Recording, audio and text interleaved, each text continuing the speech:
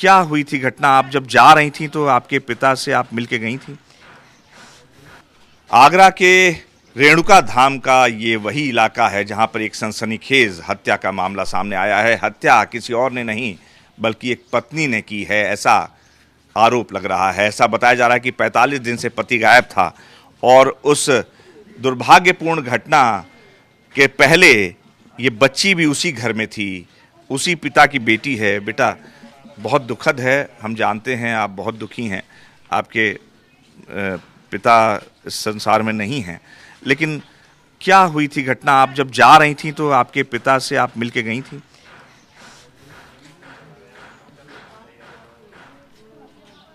हिम्मत रखो बेटा, मैं समझ सकता हूं, लेकिन ये जो जो जिसने भी आपके पिता की हत्या की है उसको पकड़वाने में आपकी बड़ी भूमिका हो सकती है।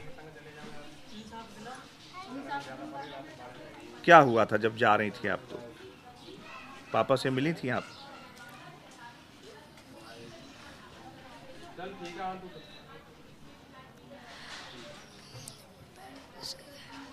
सुबह क्या नाम है, सब लोग उठ गए थे, तब चाचा का फ़ोन आया था कि ऐसे ऐसे पुलिस आने वाली है कि तुम्हें घर से उठा के ले जाएगी।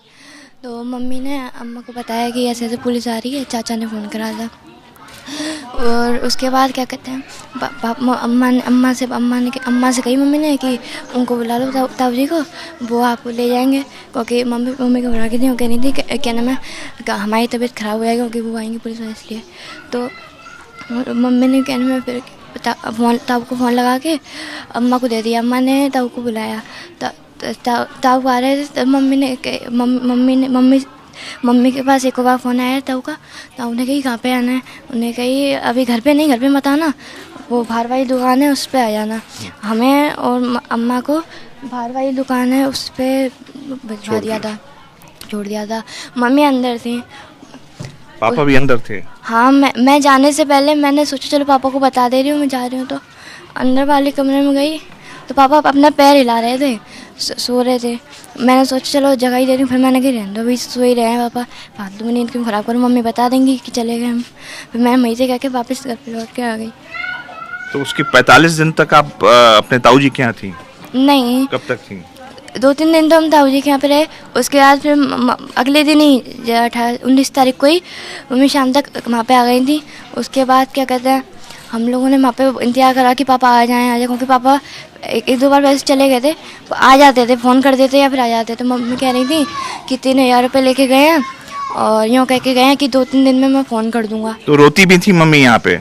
हाँ, हमने बहुत सारी जगहों पे पूछा और 2-3 दिन बाद हमने वहाँ पे धाम पे भी गए थे, बागेश्वर धाम।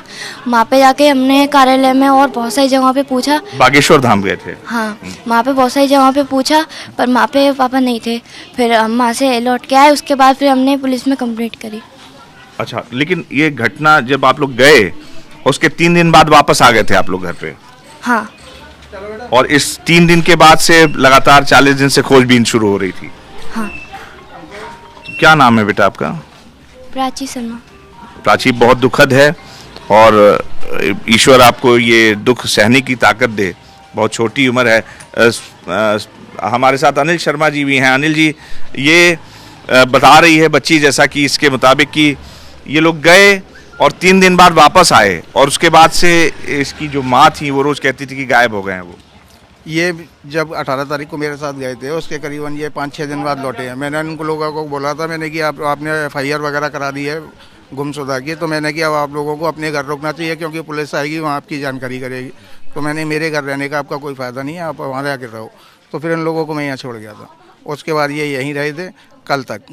कल जब मैंने उसको कन्वेंस करा के जब पुलिस की कस्टडी में दिलवाया है, उसके बाद फिर ये मेरे पास ही है। अच्छा, ये बच्ची जो बता रही है कि जब जा रही थी, जब आप लेने आए थे, तो उस समय वो सुरेंद्र शर्मा जीवित थे, अंदर थे? अंदर ये चीज़ नहीं बता सकते भैया मैं, क्योंकि काफ़ी लेट आया था। अच्छा, नहीं, बच्ची के मुताबिक वो सो रहे थे? वो सो रहे थे, ये चीज़ तो मुझे भी बताया गया है, लेकिन वो अब जिंदा थे आए थे या मरा हुआ था ये तो कंफर्म कह नहीं सकते, क्योंकि मुझे घर नहीं आने दिया गया था। मुझसे बोला था बाहर से ही बच्चों को ले जाना है। अच्छा, आपके जाने के 3-4 दिन बाद फिर वापस आप इनको छोड़ के गए? हाँ, 4-5 दिन बाद मैं इनको वापस छोड़ के गए। तो ये घर है, ये अनिल शर्मा है, सुरेंद्र शर्मा के बड़े भाई हैं और ये घर है। हैरानी की बात यह है कि जिस दिन रूबी जो मुख्य इसमें सस्पेक्ट है और जिस पे शंका जताई जा रही है, कहा जा रहा है कि उसने इस हत्या को अंजाम दिया होगा, वो अपने जो देवर हैं उनको फ़ोन करती है और कहती है कि बच्चों को ले जाओ, किसी और मामले में पुलिस तलाश करते हुए आ रही है। अब हैरानी की बात यह है कि उस दौरान बच्ची की अगर माने तो उसके पिता जीवित थे और वो बात कर रहे थे, लेकिन अचानक जब 4 दिन बाद ये परिवार वापस लौटता है, परिवार यहीं इसी घर में रहता था, और जब वापस लौटता है तो उसकी माँ इस बच्ची की, प्राची की, और अनिल शर्मा की जो देवरानी हैं, वो कहती हैं कि उनके पति गायब हैं। अब ये हैरानी की बात है। उसके बाद जब तलाशी होती है, गुमशुदगी की बात होती है, फिर यहाँ से कुछ टिप मिलता है पुलिस को, उस टिप ऑफ से, उस सूचना के आधार पर जब घर की खुदाई होती है, जब पुलिस उस महिला को पकड़ती है, पूछताछ करती है और पुलिसिया रुख अपनाती है, तब वो महिला बयान देती है, बताती है कि बाथरूम के अंदर उसके पति का शव गड़ा है। अब ये हैरानी की बात है। पहले कहानी बताई जाती है कि फांसी का फंदा लगाकर वो झूल गए, उसके बाद उसे दफनाया डर के मारे, लेकिन फिलहाल पुलिस पूछताछ कर रही है और भी कुछ किरदार इस पूरे मामले में निकल कर सामने आ सकते हैं। हालांकि आस पड़ोस के लोग फिलहाल कुछ बोलने को तैयार नहीं है। ये ज़रूर कह रहे हैं कि लड़ाई झगड़ा होता रहता था, आए दिन कुछ बलवा होता रहता था, लेकिन पूरा माजरा क्या है, पुलिस जल्दी ही छानबीन से और पूछताछ से निष्कर्ष पर पहुंचेगी। ये हत्या किस हथियार से की गई, कैसे दफनाया, क्या किसी और के सहयोग से दफनाया गया, क्योंकि इतना बड़ा शरीर था, उतनी बड़ी खुदाई हुई है, तो एक महिला के बस की बात है कि नहीं है, पुलिस इसकी छानबीन कर रही है। कैमरा जर्नलिस्ट महबूब अली के साथ अनुराग मिश्रा, जी मीडिया, आगरा।